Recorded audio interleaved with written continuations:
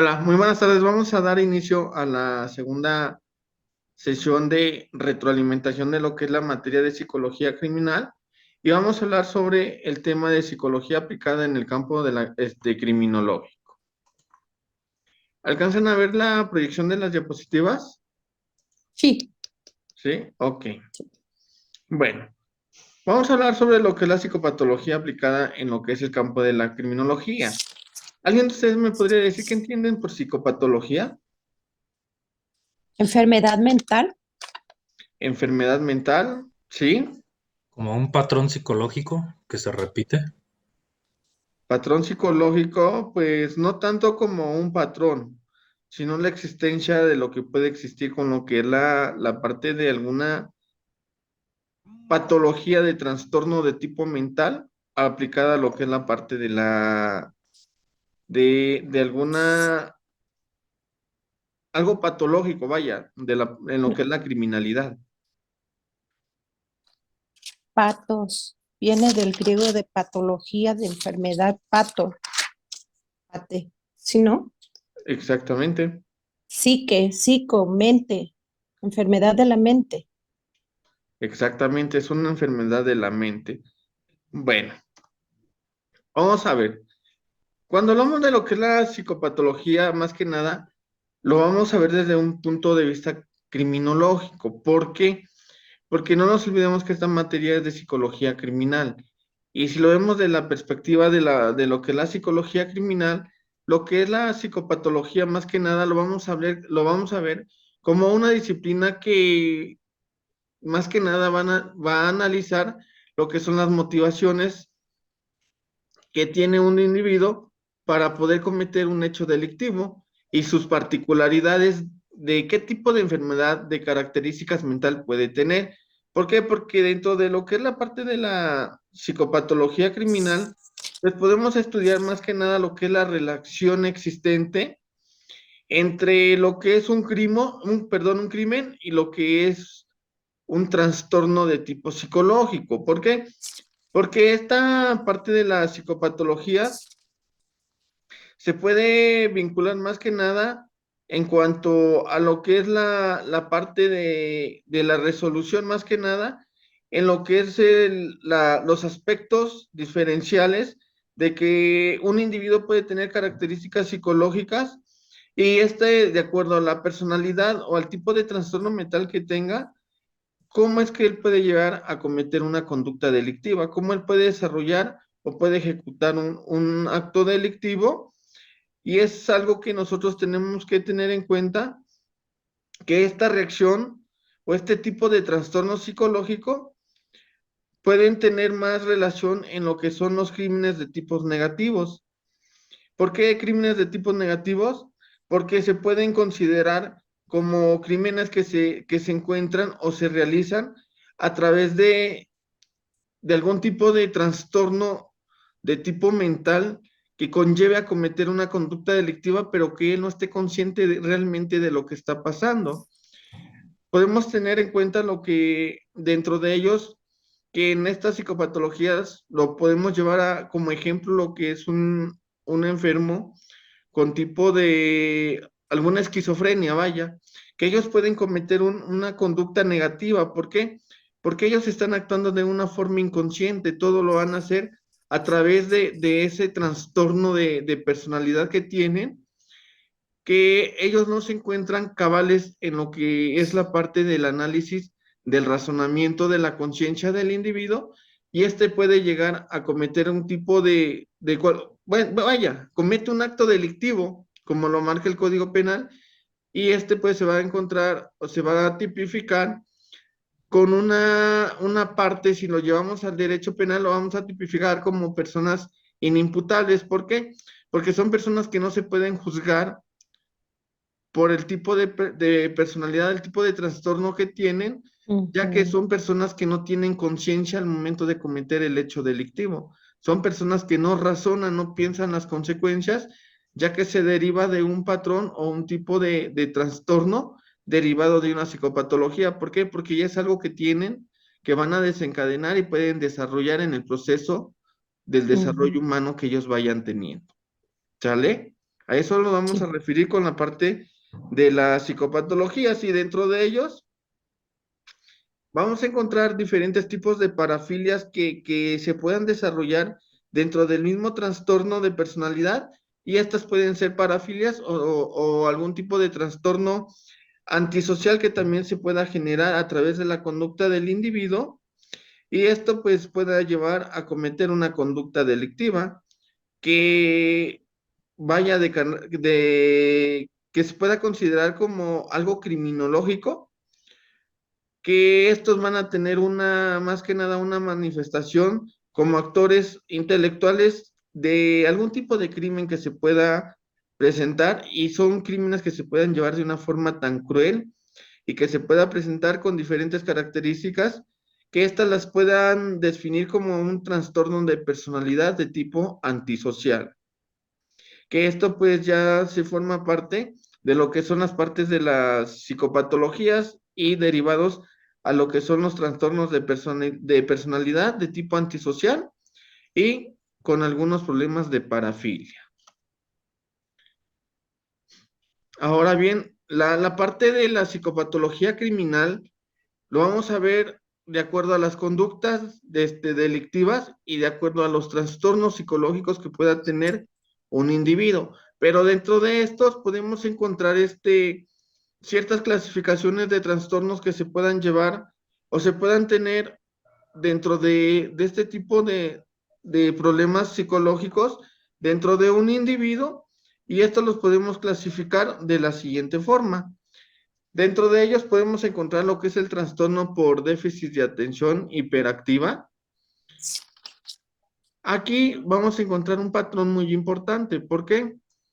Porque cuando hablamos de los patrones, hablamos de los trastornos de déficit de atención, pues vamos a ver que dentro de estas características de este tipo de trastorno, vamos a detectar más que nada la parte de la persistencia de lo que es la hiperactividad y lo que es la impulsibilidad. La parte de la impulsividad es algo que se va a encontrar con frecuencia y que pueda llevar a cometer algo de tipo o de carácter grave, que este al observar pueda verse como un sujeto con un nivel de desarrollo similar a lo que es la parte de la hiperactividad. Dentro de estos trastornos que vamos a encontrar signos que pueden ser más que nada de una forma mínima o nulos cuando la persona se encuentra sometida en una situación de un estricto control, vaya, y que esta relación con su aspecto personal de una u otra situación pueda desencadenar más que nada grandes intereses o estímulos dentro de estos mismos. Y estos estímulos, estos intereses que se vayan tornando, vamos a encontrar que la sintomatología que tienden a producir estos individuos con más frecuencia se van a tornar cuando se encuentran situados en grupos o se encuentran en un grupo de sociedad y estos pueden desarrollar estas características que más que nada la vamos a encontrar de lo que es una forma de mantener una parte de atención que les va a costar a esas personas tener esa concentración, esa atención al momento de tener alguna interacción entre personas, entre individuos, y al momento de tener esa parte, de no encontrar esa parte, pues van a tener más que nada la dificultad de no seguir, no escuchar algún tipo de instrucción que se les pueda dar, y esto más que nada puede evitar o pueden mostrar más que nada poco interés, vaya, en lo que son las nuevas tareas que se les vayan desarrollando o las nuevas encomiendas que se les vaya dando. Y estos pues van a tener una forma de cómo distraerse muy fácil. ¿Por qué? Porque son características de lo que es la déficit de atención, que les cuesta mucho trabajo poder poner atención, mantener la atención, que estos más que nada van a tener una dificultad también en poder coordinar las tareas que puedan desarrollar o tareas que se les pueda tener que puedan proyectar en su vida cotidiana, vaya. Y estas características, en lo que es la parte de la hiperactividad y la impulsividad, se van a mostrar más que nada con lo que es la hipercinencia, en lo que son situaciones, vaya, que tengan una dificultad para formar lo que es una, una relación como un juego, como poder convivir, como poder aplicar una dinámica con estos individuos, y bien, dentro de esto mismo van a generar una habla excesiva en donde las vamos a ver muy hiperactivos y muy difíciles de poderlos controlar para poderlos callar, que estos van a responder más que nada una forma de cómo poder terminar una pregunta o interrumpir una respuesta. Son personas que no te van a dar lapso para poder preguntar, para poder responder, para poder cortar alguna circunstancia de conversaciones, y estos pueden ser muy fáciles de interrumpirte alguna conversación, alguna dinámica o alguna actividad que se esté llevando. Este tipo de trastorno de déficit de atención y la parte de la hiperactividad, pues tiene características más que nada en lo que es la parte de asociar más que nada este tipo de trastorno con lo que es la baja tolerancia, en lo que es la frustración, que también es algo que se puede asociar a estas características. Las habilidades emocionales también se relacionan con este trastorno.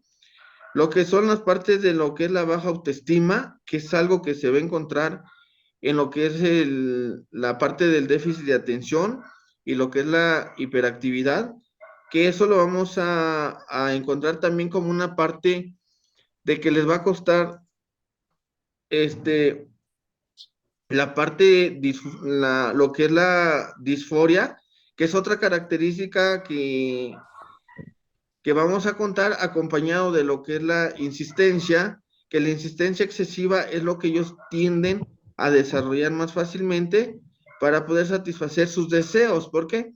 Porque ese déficit de atención es algo que ellos les atrae para poder ser el centro de atención, cómo poder llamar la atención, cómo poder ser parte de la atención de ese entorno social. Y la parte de la hiperactividad es algo que van a tener como satisfacción de algún deseo. ¿Por qué? Porque es algo que los va a tener en una excesiva o constantes actos, movimientos o relaciones que puedan tener esa conexión para poder satisfacer Haya, en su Cumbres de momento Valle Verdes, La algún Fe, deseo.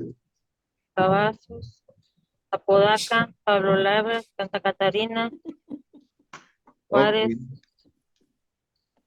¿Alguien tiene encendido su micrófono? Wendy. Sí, era yo, perdón. Ok. Seguimos entonces. Dentro de eso, pues también vamos a encontrar lo que es el trastorno de personalidad antisocial.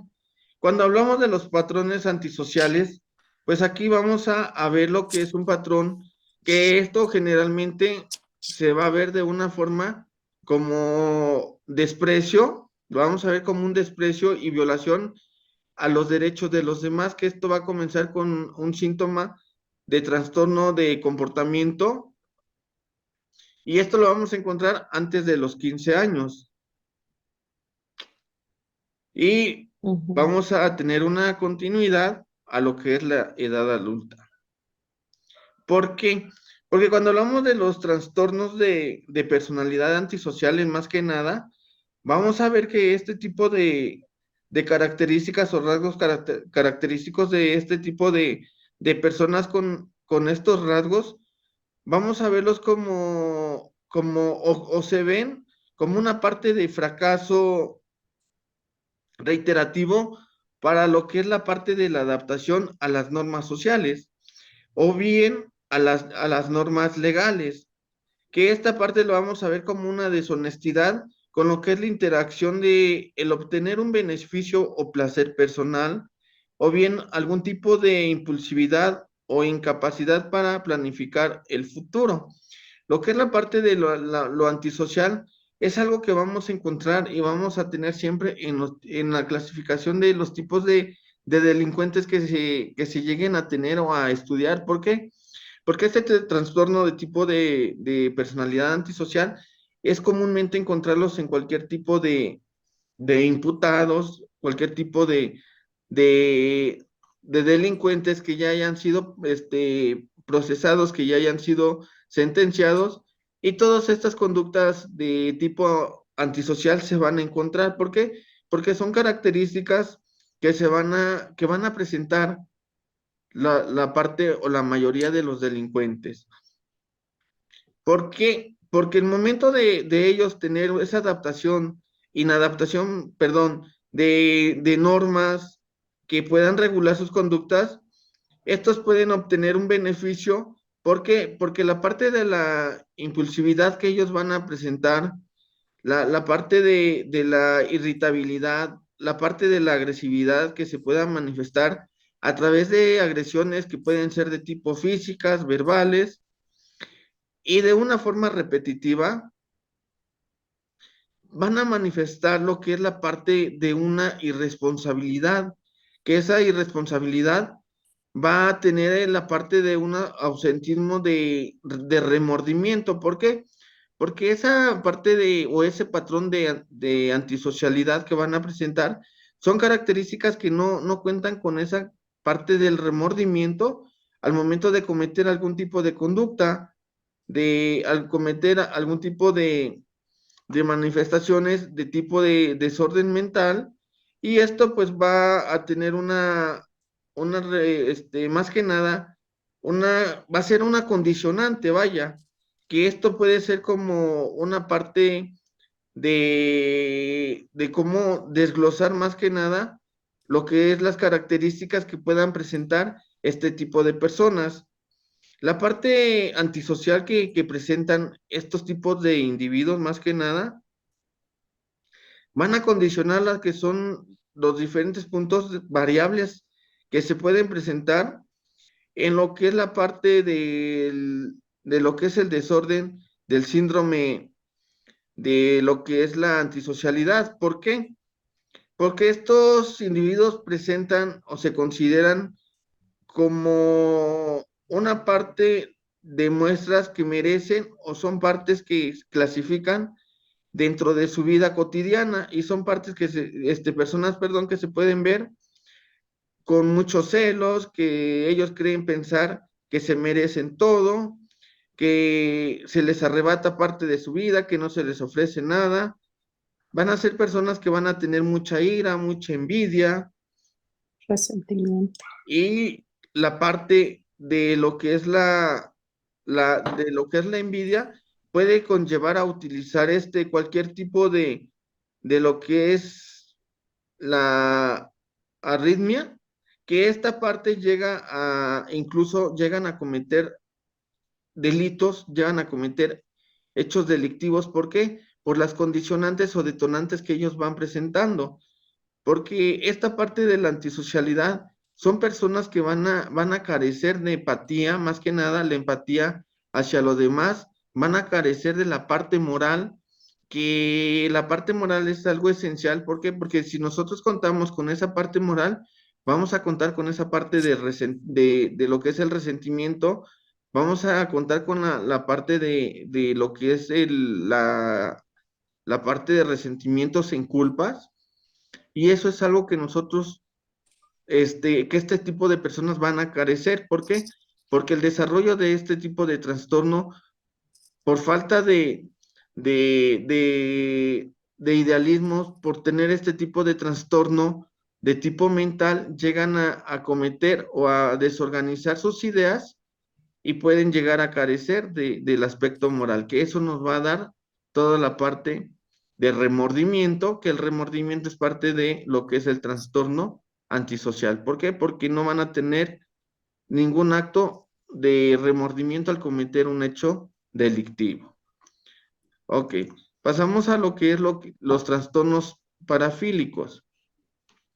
Cuando hablamos de lo que son los trastornos parafílicos, más que nada, vamos a hablar sobre la parte donde se caracterizan más que nada por el impulso, aquí van por impulsos sexuales que pueden ser recurrentes o intensos. ¿Qué quiere decir con esto? Que pueden ser a corto o a largo plazo, que pueden ser por periodos pequeños o largos, que también se van a basar de lo que son las fantasías o comportamientos que implican con objetos, con personas o situaciones poco habituales. Dentro de estos tipos de trastornos o parafilias, pues las vamos a tener como el trastorno y lo podemos ver lo que es el voyerismo, lo que es el exhibicionismo, lo que es la parte del sadismo sexual, lo que es la parte de la pedofilia, lo que es el Pedofilia. fetichismo, lo que es Las, el transvestismo también, la parte del transvestismo, que esto lo vamos a ver como un tipo de parafilia. ¿Por qué? Porque no nos olvidemos que el transvestismo es algo que, pues, muchos les causa placer vestirse de mujeres, estar o ocupar un lugar contrario a su sexo, y estos son parafilias que se van generalizando. ¿Por qué? Porque son fantasías, son personas que tienen esa parte de impulsos sexuales fantasiosos que pueden llegar dentro de estos comportamientos, pueden llegar a cometer conductas delictivas. ¿Por qué? Porque dentro de sus fantasías, dentro de sus impulsos sexuales, pueden llegar a cometer esos crímenes o esos delitos que conlleven a aplicar lo que es este tipo de trastornos. Dentro de estos trastornos de lo que es la parte de los trastornos parafílicos, vamos a encontrar la parte de lo que es el sadismo sexual también, que aquí en la parte del sadismo sexual lo vamos a ver como una parte de lo que es la excitación sexual, derivado a qué? Derivado a un sufrimiento psicológico o físico de una persona que no ha dado más que nada su consentimiento. ¿Por qué? Porque estas personas se van a derivar a lo que es el sadismo sexual.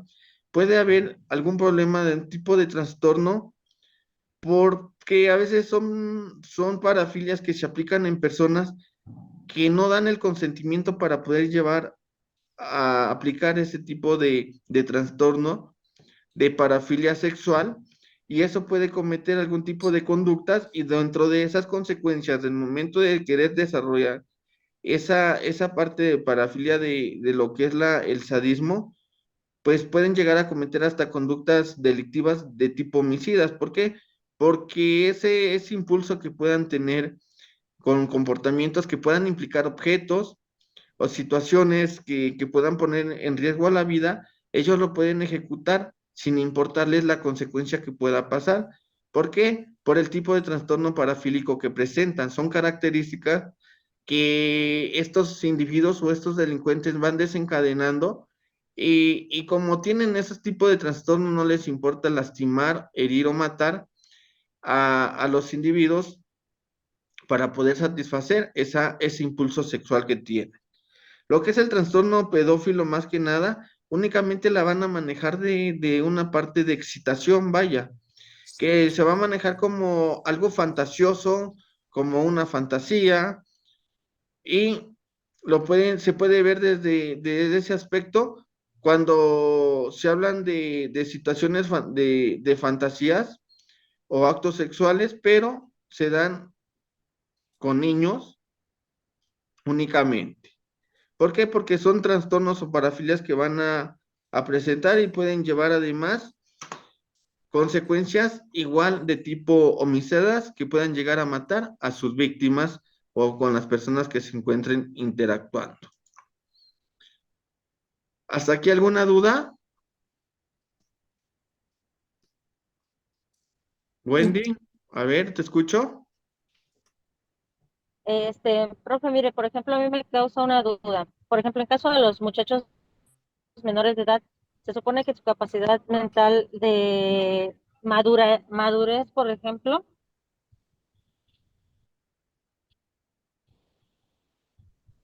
eh, llega hasta una cierta edad. Por ejemplo, los psicólogos, por ejemplo, un trastorno de límite de personalidad y cosas así, porque todavía está en una fase de maduración.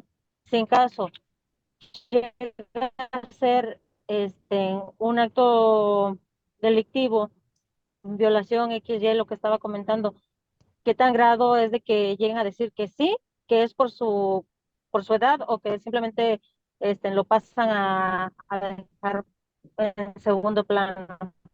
No sea malita, mire, se está acordando mucho la señal. ¿Puede repetir su pregunta? Porque se corta, no se escucha bien. A ver, ya me son carretera. En, en niños, por ejemplo, que son menores de edad, antes de los 18 años, en la psicología dicen que menores de 18 años todavía no tienen la capacidad mental, o sea, no llegan a una madurez completa, y por lo tanto pudiera hacer eso como o decir, ay, pues es por su edad, por su inmadurez, pero si lo cometen, puede ser, ¿cómo lo toman ustedes como criminólogos o como en lo penal? Decir sí, sí, fue inculpable, no fue culpable, o fue por su inmadurez. O sea, ¿se toma o en cuenta o no? Ah, ok, mire, si lo Así llevamos en desde corto el, plazo. ok, si lo llevamos a la parte de la parte jurídica, vaya, lo vamos a ver como menores infractores. ¿Por qué? Porque esto se implica de 12, mayores de 12 y menores de 18 años. Aquí lo que es la capacidad de madurez que pueda presentar un individuo, hablando ya en la parte de la psicología, de una edad menores, pero con una capacidad de atención, se puede ver que de los 12 a los 14 años todavía le tienen una baja maduración en lo que es la resolución de problemas.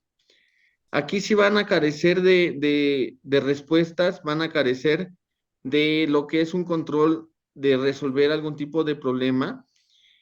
¿Por qué? Porque la maduración todavía no tienen esa maduración suficiente de poder resolver o enfrentar circunstancias en donde el niño ya pueda valorar, saber las consecuencias de ese resultado, de esa acción. Pero a partir de los 16 perdón, de los 15 a los 17 menos de 18 años, ya tienen una capacidad de poder tener una resolución, pero no de un aspecto maduro, porque todavía está en proceso de maduración, pero ya tienen esa capacidad de identificar el problema o la capacidad de poder interpretar el problema o poder interpretar el resultado de alguna acción. ¿Qué quiere decir con eso? Que si de los 12 a los 14 años, los niños son manipulables todavía. ¿Por qué? Porque no cuentan con una maduración suficiente. Son muy fáciles es como una plastilina. Influencia. Son muy fáciles de poder moldear, son muy fáciles de manipular por la incapacidad de maduración que ellos tienen. Pero de los 15 y menores de 18 años, ya no es tan fácil de poder moldearlos. ¿Por qué? Porque la maduración ya la tienen casi desarrollada. Y ahí lo consecuente es que como todavía están en un proceso de maduración casi completo, llegan a ese periodo de poder ya identificar el problema o el riesgo que pueda tener. Pueden identificar los problemas o consecuencias que puedan tener, pero no tienen todavía la suficiente madurez de entender el problema que les pueda llegar o puedan tener por las circunstancias que no saben resolver los problemas o no saben resolver las circunstancias que ellos puedan pasar porque carecen todavía de la madurez de un individuo, la madurez, perdón, cerebral del individuo. Mayores de 18 años, por eso se les llama mayoría de edad. ¿Por qué?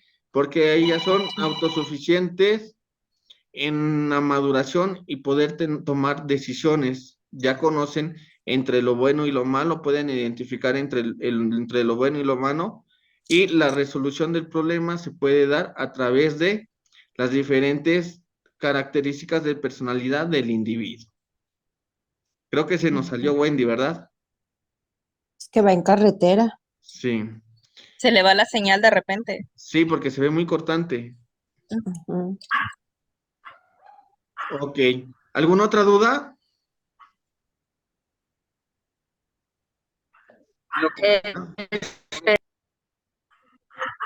Bueno, ya se volvió a conectar. Wendy, ¿sí nos escuchas? Ya un poco.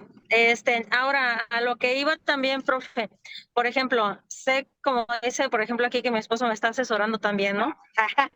Me dice que no pueden ser juzgadas 2 veces una persona, ¿no? Pero, por ejemplo, en un caso de un menor de edad, Uf.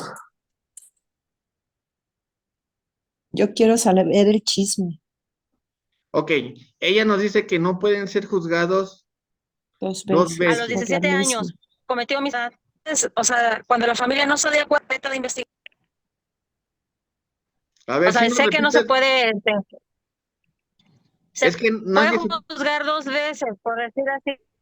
sí se pueden juzgar las veces que sean, pero no por el mismo Ya a delito. los Mono 18 delito. años, ok, por ejemplo, pero a los 17 salgo, cometió homicidio, a los 18 salgo, y luego la familia no está de acuerdo porque haya salido al año que maté a X persona.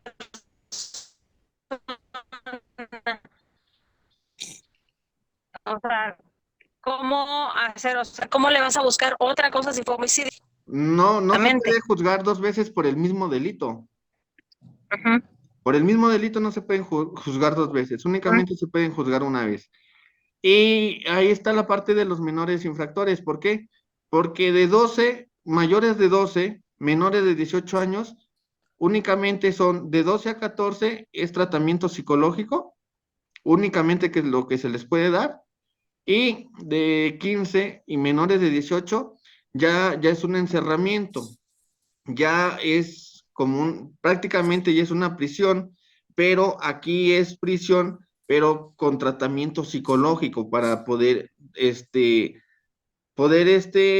hacer la reinserción social, y como son menores todavía tienen la capacidad de poder manejarlo psicológicamente al menor, y poder, ahora sí, poder corregir esa parte de la criminalidad que él pueda presentar, poder tener esa rehabilitación y hacer una reinserción social para que ya no vuelva a reincidir a cualquier tipo de delito. Menores de 15 a menores de 18, sí ya pueden tener una pena, pero esa pena lo van a pagar bajo circunstancias y tratamientos psicológicos. Pero una vez cumpliendo la mayoría de edad, ya quedan libres, y posteriormente ya no se pueden juzgar con la mayoría de edad por el mismo delito, al menos que vuelvan a reincidir con otro tipo de delito para poderlos volver a juzgar, pero por el mismo ya no, porque el mismo código no lo permite. La misma Constitución tampoco lo permite, y es algo que no se puede dar. Y en los niños de 12 a 14 años no pueden tener una privación de su libertad, vaya, que es el encerramiento para un tratamiento psicológico, sino que ese tratamiento psicológico lo pueden llevar dentro de su domicilio. Ya dentro del domicilio les van a brindar el apoyo psicológico, o bien los tienen que trasladar a un centro psiquiátrico para que les puedan dar el apoyo psicológico que ellos necesitan para poder hacer la reinserción social, y volver a integrarlos a una sociedad para que ya no vuelvan a reincidir dentro del delito. ¿Alguna otra duda? ¿Le quedó claro? Sí, me quedó claro. ¿Sí? Ok. Sí, gracias. ¿Alguien más? ¿Alguna otra duda? ¿Se nos termina ya el tiempo? Lisbeth, No, Graciela, ninguna, magister, gracias. Ernesto, No, profe, ninguna. No, profe, todo bien, gracias. ¿todo bien? Ok. Bueno, entonces la dejamos hasta acá. Si no hay alguna otra duda, ya nada más me queda un minuto, nada más agradecerles por su tiempo, y espero verlos en otra ocasión en otra materia.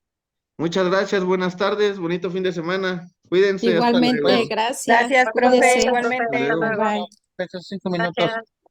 Sí. Gracias. Bye. Bye.